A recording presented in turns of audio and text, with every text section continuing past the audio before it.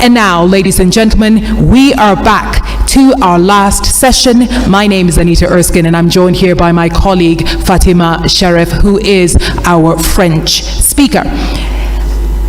Merci beaucoup. Merci beaucoup. Thank you very much, Anita. Ladies and gentlemen, thank you very much for being with us for this final lap of the Mjadala Africa Leadership Debate of the African Union. You have listened during the debate, the questions that were raised, the answers that were given by the different candidates, and we're coming to the end of the debate. And so, Anita, we're going to listen to the closing remarks to the candidates. So thank you very much, Fatima. Candidates, you each have 2 minutes to share your closing remarks, or better still, your last words. We will start this round with His Excellency Raila Odinga. Thank you. I am delighted to have the opportunity to address our people of Africa. And as I've said, I am ready to work for Africa. There are reforms that will be necessary so that AU can work more effectively. One of these reforms will be financial reforms, so that we are able to bring in the African private sector into the funding. I mentioned also the issue of sovereign funds that we can use. We can create a fund that will enable AU to do all its work. Then there's issue of 0.2% of the duty, which only 17 countries are remitting. I will work to ensure that all the countries could pay their dues to the Union. This is what happens in the European Union, and that's why European Union is able to even fund African Union. It's a shame. We can be able to fund this organization out of our own resources on the continent, and this is what I'm going to try to do. And I said that I am ready on day one when I'm appointed. I will not need any kind of induction. I'm ready to work for the continent, and I will offer my best. The days of Africa have come.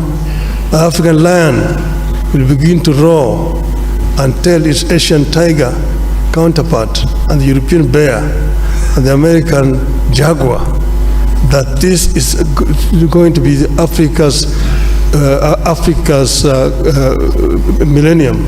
2000. Dear candidate, I'm really sorry to interrupt you once again, but these are the rules of the debate.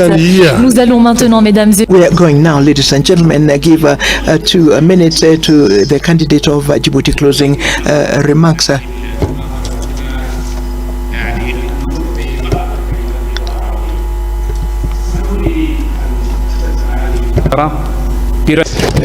Thank you so much, and let me speak in Arabic. I would like to say that if I will be elected as the chair of the African Union Commission, I will be up to your aspirations, and I will defend the interests of our continent, and I will work diligently to defend our continent, and with the full modesty, I think that I deserve it.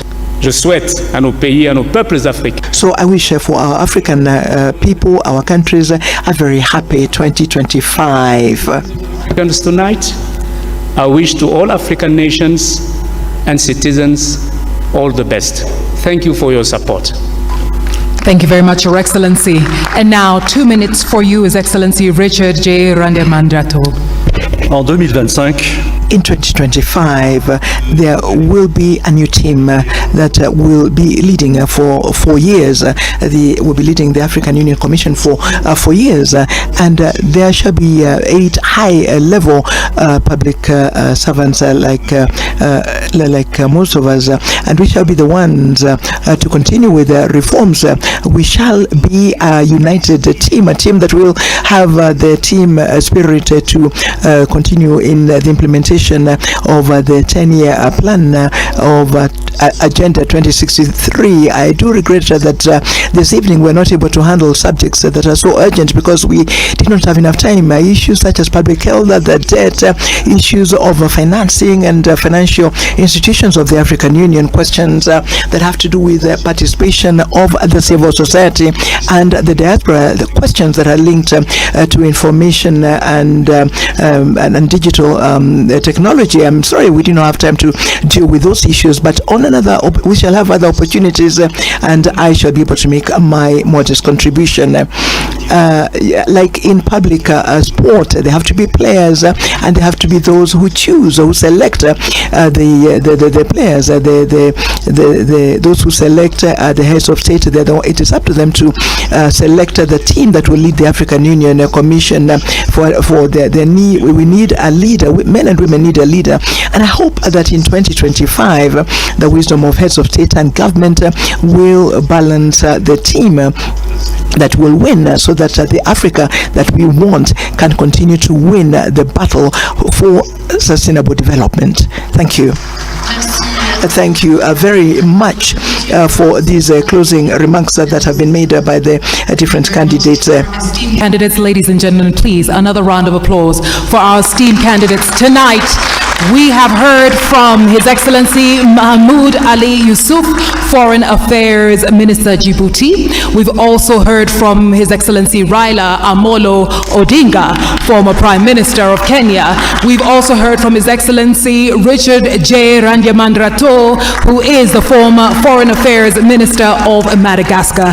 Each one of our candidates has done an exceptional job talking about the thematic areas that were set before them. We've talked about advancing economic integration. We've talked about promoting peace and security as well as democracy, Africa's place in global affairs, and reforming the African Union, amongst many. Ladies and gentlemen, it's been an absolute honor bringing you Mjadala Africa Leadership Debate 2024.